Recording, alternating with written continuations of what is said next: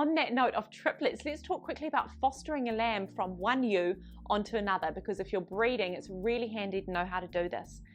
Some sheep farmers will be quite active in deliberately fostering lambs onto other ewes, usually because they're dealing with a lot of triplets. You see, farmers want twins. Twins are great for production and financial return, but she's only got 2 teats. So once you get triplets, everyone starts suffering. All 3 will be born smaller, they're less likely to survive, and they just don't grow as well because they're always competing for milk. So what you can do is get out there and take the smallest and foster it onto another mum. You might also do this in other circumstances as well if you've got an orphan that needs a mum. So how do we do it? Firstly, let's make sure that the intended foster ewe is up to the task. She needs to be in good body condition. Raising an additional lamb if she already has one on her will take a toll. So there are 2 key ways to foster. The first is called wet fostering.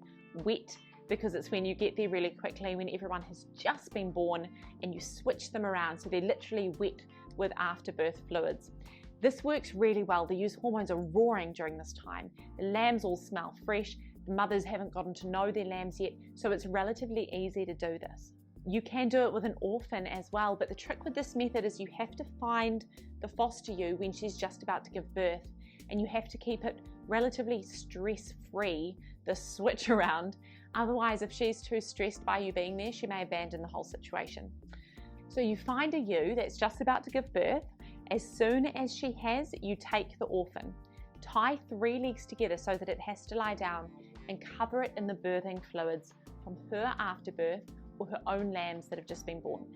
So you have to do this before she's actually met her own lamb, and then get out of there ASAP. Let her lick the lambs, jump back in an hour or 2's time to untie the little guy, let him stand, and hopefully she'll let him drink along with her own lambs. The second method is creepy as all heck. You do this if she's just given birth to a dead lamb or if it's died in the first few days of life. And what you do is you skin the dead one and you fit the skin to the orphan lamb, make it wear the skin like a little jersey. The younger, the better. If she's just given birth to a dead lamb, she'll have all those hormones flowing, wanting a baby, so it makes it pretty easy. But if the lamb's already a few days old, it's less likely to work because she did already know her lamb.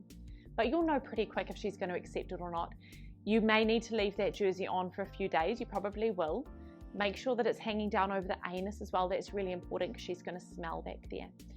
Again, if it's just after birth, tie the orphan's legs together so that it lies down for an hour or so. We need to mimic her lamb that's just been born. And finally, you can tie her up to force her to allow the lamb to drink if you're in a pinch. It's not ideal, and it's certainly not a reliable way of getting her to accept it, but it's a way that you can make sure you get some milk into that little guy.